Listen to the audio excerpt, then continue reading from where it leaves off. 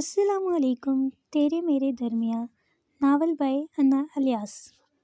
یا اللہ کہاں چھپوں، اگر وہ یہاں بھی پہنچ گئے تو وہ اس سے آگے وہ سوچ نہیں سکی۔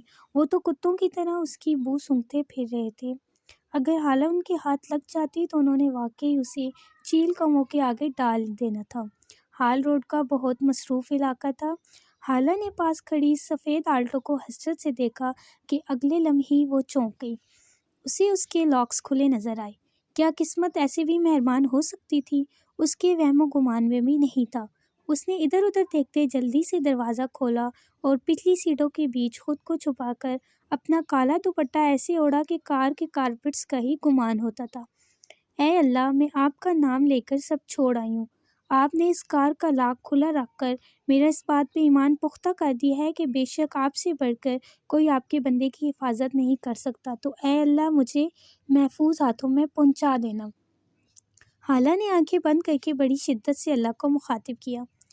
ضامن، کچھ خدا کا خوف کھا یار، کسی دن تیری اس بھلکڑ نیچر کی وجہ سے تجھے اپنی گاڑی سے ہاتھ دھونے پڑ جائیں گے بیٹا۔ اسفند نے سفید آلٹو کی فرنٹ سیٹ کا ڈور کھولتے ہوئے ضامن کو لتاڑا۔ پتہ نہیں یار مجھے کیسے بھول گیا۔ ضامن نے حیرت سے یاد کرنے کی کوشش کی کہ وہ کار کا لاک لگانا کیوں بھول گیا تھا۔ ضامن اور اسفند ہال روڈ پر اپنا لیپ ٹاپ ٹھیک کروانے آئے تھے۔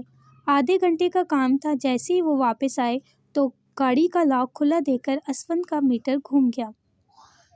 دل کرتا ہے پورا باداموں کا گودام تیرے نام کر دوں۔ تجھے سیکرٹ سروسز نے آخر کیسے لے لیا ہے؟ میں آج تک اس بات پہ حیران ہوں۔ اللہ ہی پوچھے تجھے۔ اسفند کے تانے وہ ایک کان سے سن کر دوسری کان سے نکال رہا تھا۔ اپنی جان لیوا مسکراہٹ سے مسکراتے ہوئے اس نے ایک ابرو اٹھا کر اسے دیکھا اور باختیار کہہ کر بلند کیا، ہا ہا ہا، یہ بیویوں والے تانے دینے سے ذرا پرہیز کیا کرو۔ ضامن نے بمشکل اپنی مسکراہٹ روکتے ہوئے گمبھیر آواز میں کہا، 6 فٹ سے نکلتا قد، مضبوط چوڑے شانے، گھنے سیاہ بال، گہری پرسوچ آنکھیں، کھڑی ناک اور گندمی چمکدار رنگا جس کو پیور ایشین بیوٹی کہا جاتا ہے، کلین شیو، جہاں سے گزرتا تھا لڑکیوں کے دل دھڑکا جاتا تھا۔ بقول اسفند کے ہم اتنی توپ چیز ہے نہیں جتنا سیکرٹ سروسز نے ہمیں بنا دیا ہے۔ ضامن اور اسفند چائلڈ ہوڈ بڈیز تھے۔ شروع سے آرمی جوائن کرنے کی خواہش تھی دونوں کی، جو وقت کے ساتھ ساتھ بدلی اور دونوں نے آرمی کو جوائن کرنے کے ساتھ ساتھ سیکرٹ سروسز کو بھی جوائن کیا، جس سے بہت کم لوگ واقف تھے۔ ویسے تو دونوں کی فیملیز اسلام آباد میں رہتی تھی، لیکن ان کی پوسٹیں مختلف جگہ ہوتی تھیں۔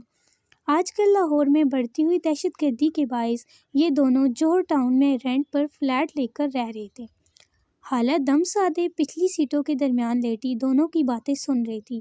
سیکرٹ سروسز کے نام پر چونکی اور سوچا کہ اللہ نے صحیح ہاتھوں میں پہنچایا ہے، یہ یقیناً میری مدد کریں گے۔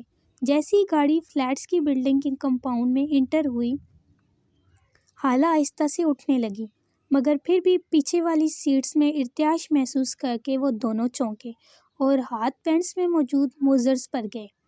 جیسے ہی حالہ کا سر ابھرا، تب تک ضامن گاڑی پارک کر چکا تھا۔ اس کے اٹھتے ہی دونوں نے برق رفتاری سے پیچھے مڑتے ہینڈز اپ کہا۔ حالہ اپنے اتنے قریب 2 گنز دیکھ کر بے اختیار چیخنے لگی۔ ایک کے بعد جب دوسری چیخ بھی ماری تو ضامن نے جلدی سے آگے بڑھ کر ایک ہاتھ اس کے منہ پر جمایا، مگر موزر والا ہاتھ بدستور وہیں تھا۔ اپنے اتنے قریب موزر دیکھ کر حالہ کی آنکھیں دہشت سے پھٹنے کے قریب تھیں۔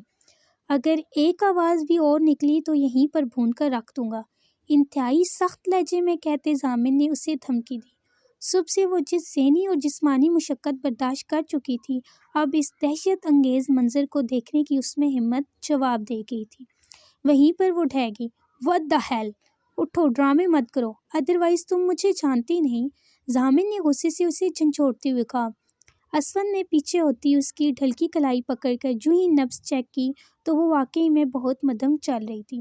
چھوڑ دے میرے بھائی، وہ واقعی بے ہوش ہو گئی ہے، اسفند نے اس کے بے ہوش ہونے کی تصدیق کرتے ہوئے کہا۔ دونوں سیدھے ہو کر اپنی اپنی سیٹس پر بیٹھے۔ اب اس بلا کا کیا کریں؟ ضامن نے کسی قدر جھنجھلاہٹ سے کہا۔ بلا تو واقعی ہے، اسفند نے شرارت سے حالہ کو دیکھتے ہوئے کہا۔ میں نے 1000 مرتبہ کہا ہے کہ جب میرے ساتھ ہو تو اپنی لڑکیوں سے متعلق چیپ سوچ اپنے پاس رکھا کرو۔ ضامن نے غصے سے اسے ڈانٹتے ہوئے جھاڑ پلائے۔ اتنی ٹینس سچویشن میں اسے اسفند کی یہ بات ایک آنکھ نہیں بھائی۔ اب کیا کریں، اس کا اگر کوئی کمپاؤنڈ میں آ گیا تو کیا ہوگا؟ ضامن نے پریشانی سے سوچتے ہوئے کہا۔ فور اور انٹیلیجنس میں ہوتے ہوئے بے شمار ٹینس سچویشن سے وہ دونوں گزرے تھے، مگر یہاں بات ایک لڑکی کی تھی جس کے ساتھ ان کی موجودگی ہر طرح سے مشکوک ہو سکتی تھی۔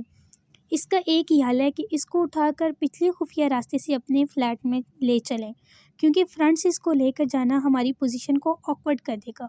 دماغ ٹھیک ہے تمہارا؟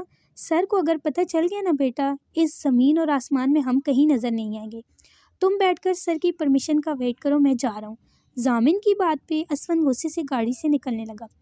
کیا ہو گیا یار؟ اچھا چل میں اسے اٹھاتا ہوں، تو پہلے نکل کر چیک کر پچھلا راستہ کلیئر ہے تو میں اسے اٹھا کر آتا ہوں۔ مجھے مس بیل دے گا تو میں سمجھ جاؤں گا کہ سب سیٹ ہے۔ ضامن نے بلاخر اس کے آئیڈیا کو قبولیت بخشتے ہوئے کہا۔